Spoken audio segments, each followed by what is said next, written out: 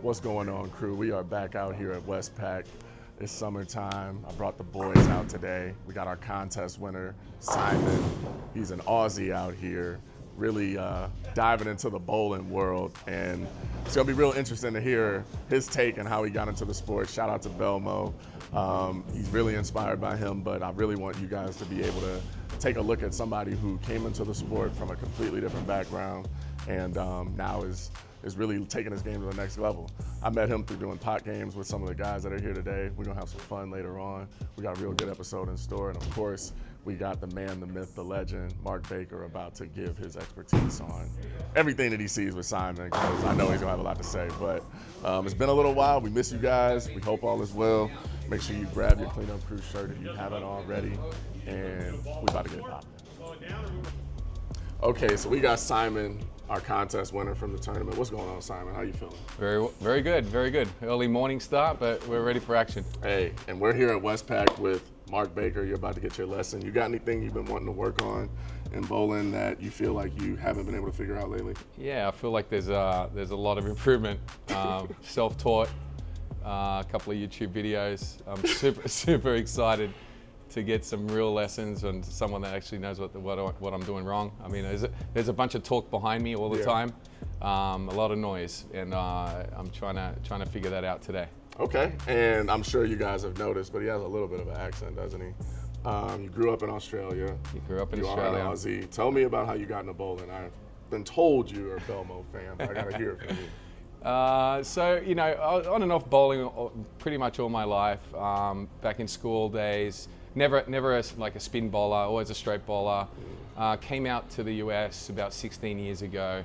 I moved to Santa Monica about 12 years ago, right next to Bowmore, right there on Pico and 3rd, basically a block from there. So started league out there probably about 12 years ago. Oh, really?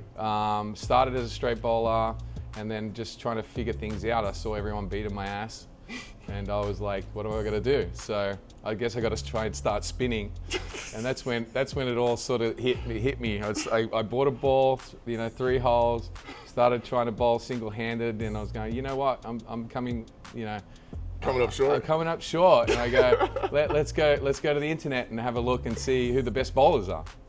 And lo and behold, discovered a guy the number one bowler in the world, an Australian, and he's a two-hander. I'm going, what is that?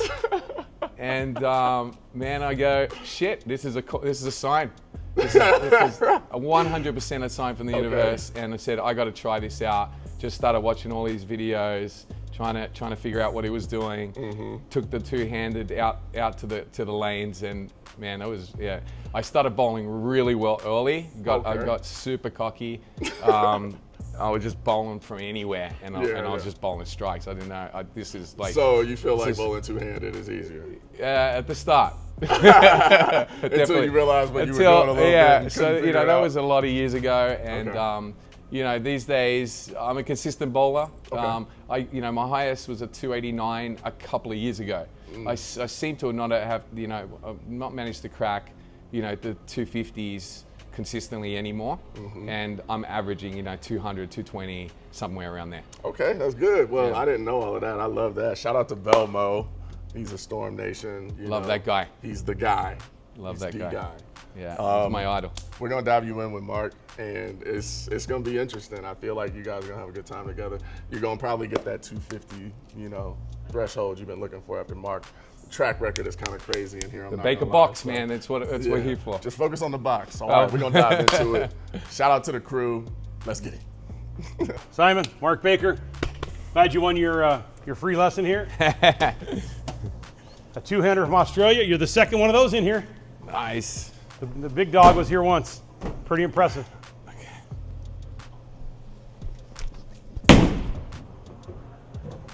All right, so right away, the first thing I look at when I look at two-handers or one-hander is timing. So we're looking at Simon here. We go back. First thing I notice is how so far inside the ball Simon's hand is. So what's going to happen when I see that, I'm going to think his backswing is going to be short. So what happens is, because that's not a natural, he gets his hand kind of there, pretty good, but see his hands are really short. So when his slide foot gets flat in front of his head, his left arm's already down. So his left arm up there is where you want your foot when it's there. So what we're going to do in a stance, instead of being in here like this, because what happens is when your thumb like this, what he's doing on his backswing, he's engaging his tricep. So that restricts the length of his backswing. So we're going to get his hand a little more neutral in the stance, so that way his arm comes back better. And the key is if I can relax this right arm, I can get his left shoulder to get up under his chin. Now slide. Go put your left foot forward. See, I got to get his left foot forward where his hands are up here. Currently he's here. So when that happens, when they're that early, the shoulder is going to be the power source, and the hand's always going to go to the outside. You're going to miss your break point on the inside. So we're going to neutralize the stance, try to get to swing back smoother so we can feel this right elbow get up when the slide goes there. So then his right leg is his power source, not his right shoulder. That'll feed the ball a little better left to right. Yeah, there we go. So we're going to get a little more neutral like that, a little higher up. There we go.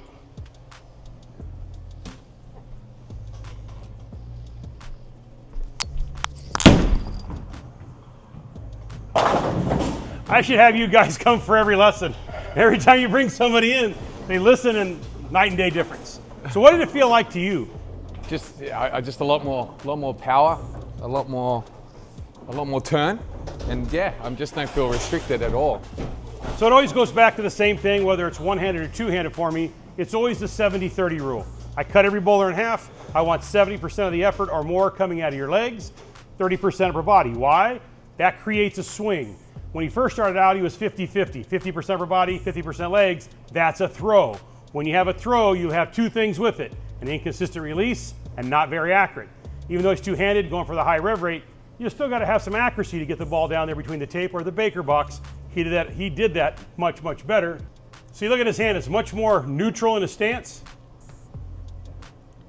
Out there, his hand's quiet. That's going to let that left shoulder. Now his left shoulder is going to get up under his chin. So now when his foot's in front, now the ball's back behind his hip. Before, the ball was down by his right knee. One shot, that's pretty crazy. Hands there a little better. So now you can see it fall off his thumb onto his fingertips, right by the end of his toe. A little bit of a hop, but look where the ball went. And it went through the pins the right way. Wow. The trickiest part for two-handers is creating a long enough swing, because their two hands are touching the ball, so their backswing's slightly restricted, but they've got to get their legs ahead of their swing. That was just perfect. Come on, Simon. It's in his blood. He's an Is that real? That was pretty legit there, dude. So all we do is try to free up your swing. You see now your elbow showing up on top. That's just night and When day. you walked in the door half hour ago, I didn't see your elbow up there. Yeah. So what I'm looking at here, Pistol, I'm trying to see his elbow up there above, because now his legs are ahead of it. So now all the weight is here on his back leg. Yeah. So his back leg's going to push his hand through. See how that back foot pushes his hand through? But if you notice a line through his lateral spine tilt, if I draw a line through there, his core is not moving. There we go. Now the back leg's down, heads up, never past the kneecap, perfect balance. And all those things, all I'm trying to do with every two-hander, if I make their balance better by timing and I can increase their accuracy, they always show up with a good release. I haven't said a word about his hand, because two-handers tend to have excellent ball motion down lane. I have to find accuracy and ball speed with two-handers. You create that with timing and balance. A little bit in, the hands got a little short. So that's when the arm gets a little short, then the shoulders come over. So the front target's not bad, but you miss the back target by quite a bit. Not bad, not bad. I don't mind misses to the right. Misses to the left have no redeeming value. Misses to the right have a chance. Not bad. They're not used to bowling on this much oil. So a typical house shot, in my experiences, I've gone all over the United States and coached, very rarely do they put much oil between 5 and 10, the first and second arrow, or a right of 10. At my center, I only have a 5-to-1 ratio. So I actually have oil across the lane. So there's oil between first and second arrow. As the lanes break down, they get much better. So what happens is, because there's no free hook here, they're having to play the lanes much farther right. If they bowl a lot of houses, that just hook, they tend to play third or fourth arrow off the get-go. Here, you actually got to play around second arrow a little farther right to start, and then you move left as the lanes break down. So a lot of people that come here that bowl somewhere that hooks struggled at the little beginning, but he's doing much better. How much farther right is this than normal than you play? It's like 8 boards. Right. So a lot of people, that's why when I ask people to warm up, I want you to warm up too far right. Bowlers move left and add rotation to their release fairly well. Most bowlers don't move right and decrease rotation, shut down their angles very well. It's very hard to be wide open and then to go dead straight. It's much easier to start straight, see your ball hook too much a couple times, then start chasing it left and opening your angles up and adding rotation. That's just been my experience as a bowler myself, and everybody that I coach or watch. Moving right and taking your hand out of it, there's only like one Norm Duke. Norm was really good at that. Other than that, there's not a lot of guys that move right and go straighter after they hooked it that do very well. Much easier to start farther right and chase it left like everybody else. Unbelievable difference. So much cleaner. So again, I don't like wearing normal shoes, so I come up with just some flat shoes. I buy the sole, and I make them custom fit, and I just glue it on. That's becoming a very popular thing in the training center. A lot of guys walk in with some very, very, very expensive Air Jordans. I'm like, well, you liking those? Oh no, check out the soles. So that's become a new thing. I see a lot of Air Jordans in here. Which is why Jordan needs to get back on the program and start. Well, tell him he can use his shoes, and then maybe you get him.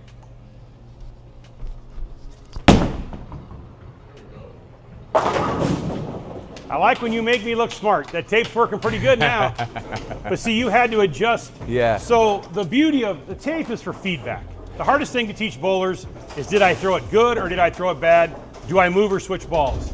So by focusing on where his ball is at 45 feet, as Simon has moved right, you'll notice he's not doing this as much, he's doing this. So the playing farther right decreases the rotation of your hand, or it actually won't go through the tape. So part of the tape is it kind of tells you what your hand should do, whether you're playing fourth arrow or he's playing second arrow. Now he's rolling it more, so this core standing up sooner, so now the lanes aren't playing near as tight as they once were.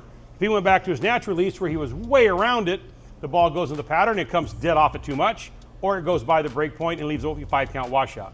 So that's the beauty of the tape. It's not the be-all, end-all, but it definitely gives him feedback on where to move, because I'm always trying to make my bowlers make decisions, not guesses. So the tapes tell me, I'm throwing it through the tape every time, I'm in the pocket, I'm lined up. If he'd have stayed here for a good 20, 30 minutes, that shot would go away. He'd have to move left and probably add rotation. But I'm not moving the tape this entire day. We're gonna be here 3-4 hours filming. The tape never moves. Why? Because I base it off the pins and the 6 degrees of entry angle. I'm trying to help you with that. If the pins were to be moved, I would move my tape on typical house shot. If they don't move the pins, I'm not moving the tape. No matter where I go in the country, I put the tape at the same place, 45 feet at 4.5 and 9.5. I'm trying to create accuracy, consistency of release, and feedback.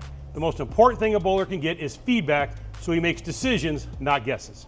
I love the fact that it struck a little tight, but I think my rev rate's increasing, so I'm getting through the pins a lot. Your ball's not deflecting as much. Right? Yeah, so I felt that. I felt the release was a little off. I was trying to place it, so I guess I just got to focus on. I'm just focusing on that rotation, because that's a huge difference to me. I've watched myself so many times, and I'm going, why am I only just getting there? I feel like I'm getting further back. Right. And I'm trying to get it back, but every time I go and force it, something happens weird out there. Yeah, if you try to force it back by over-rotating your shoulders, then you're going to over-rotate them on the way down. We're trying to create more of a swing, and we're changing where your power's coming from. Instead of your right shoulder, your right thigh, which will allow you actually to bowl a lot longer and be more accurate. Yeah, I'm getting to there. I'm getting that rotation. I'm starting to smile on the inside, because I just feel myself getting a lot better rotation, and the power's coming off a lot easier. I feel like I want to hit it harder, because that's just my brand is harder. And it's probably not the best strategy, but I look at the ball. I'm getting 15 mile an hour. I know Belmo gets a little bit more than that. So hopefully by the end, when I get consistent, I can get that, maybe a little higher. It'll happen naturally if you do it long enough. I can only use my son as an example, who's a two-handed bowler. Yeah. He's now 16. He was 12, 13, 14 when he started two-handed. Yeah. And every year he got a little stronger and he got better at his technique. And now his ball speed's gone from 15, 16 to almost, we're trying to slow it down, 18, 19, sometimes even 20. His rev rate's gone up accordingly, and we never worked on either one. He just got more efficient. He got much taller. He's taller than me now. So a lot of it is becoming more efficient. You'll see the rev rate and you'll see your ball speed go up as you're when everybody uses Belmo as the example, which I agree with 100%. I did a video with him, markbakerbowling.com, Game Change video series, the two-hand instructional, all the things we're talking about is on there. I just think Jason is the most efficient of all the two-handers of all time. Until somebody breaks his records, that's what he'll be. So because Jason is so efficient, he attains the ref rate and he attains the ball speed, and it doesn't look like he's trying very hard. He's fundamentally sound, so that's what I try to do with you. Make your balance better by making your timing better. So if those things happen, you're already seeing more power. It's all about the efficiency.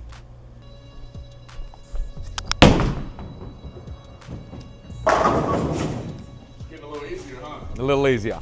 Yeah. Yeah.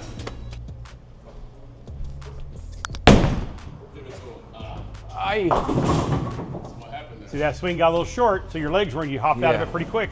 So you pop out because the rate transfer gets too far forward and your head gets in front of your knee. Yeah. So you step over, so your foot is catching the weight of your head. So stepping off early means you're too far forward, which invariably means when your hands get short, go to slide. Yeah. Go put your left foot forward. So now your hands are short and your upper body shoves your head forward to throw Yeah. the ball, and now you're out of balance. Got it. Okay.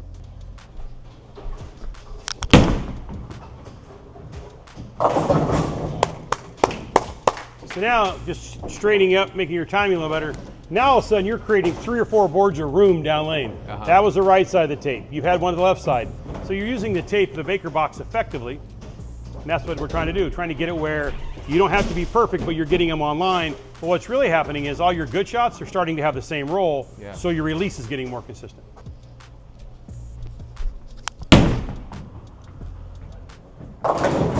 Got one more chance for this turkey, son. Is that the goal? You don't like turkey? I love turkeys. I love hand bones better.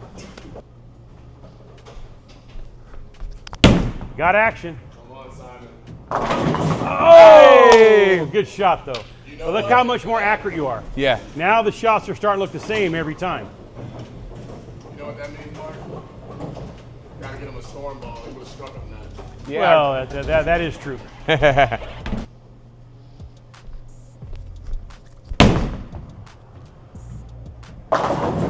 We're about 10 shots into this.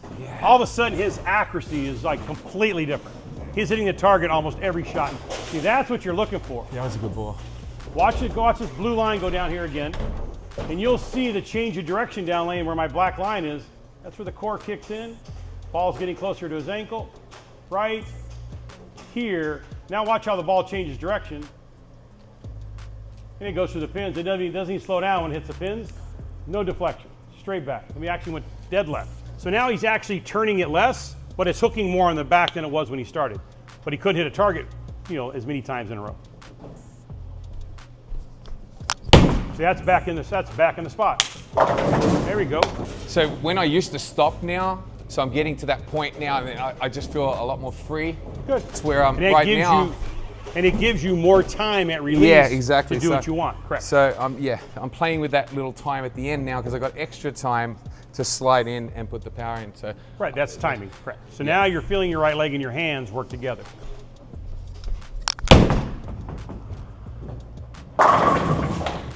See, the lane, 20 minutes ago, you thought the lanes were impossible. yeah, Now they're easy. There you go.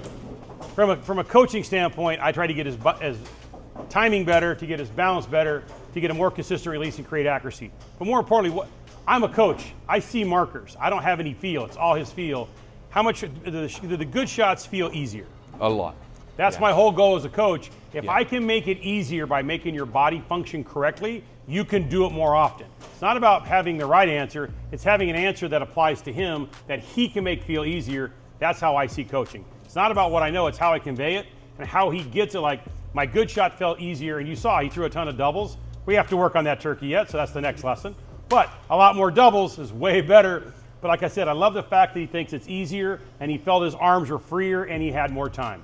As Bill O'Neill always said, if you have time, you're in time. Simon, it was a pleasure. Thank you. Appreciate it. That was great.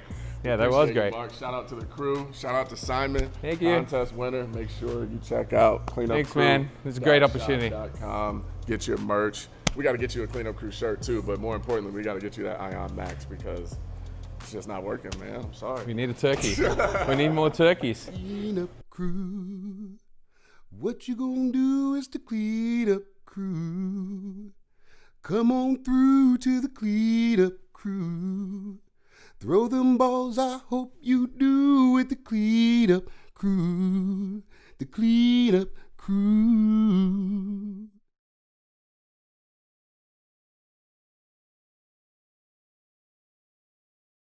What's up, crew? It's Rich TV here, and if you or a brand that you may know are interested in sponsoring any of our videos on this channel, make sure you reach out to us, cleanupcrewbowling@gmail.com. We would love to have you. We have some spots open, and we want to continue to grow this game of bowling that we all love. So if that's you or a brand that you know, feel free to reach out to us. We do have sponsorship slots available. It can be per video, it can be a package. We're open to it. So just reach out, and see you guys soon. Till next time, shout out to the crew.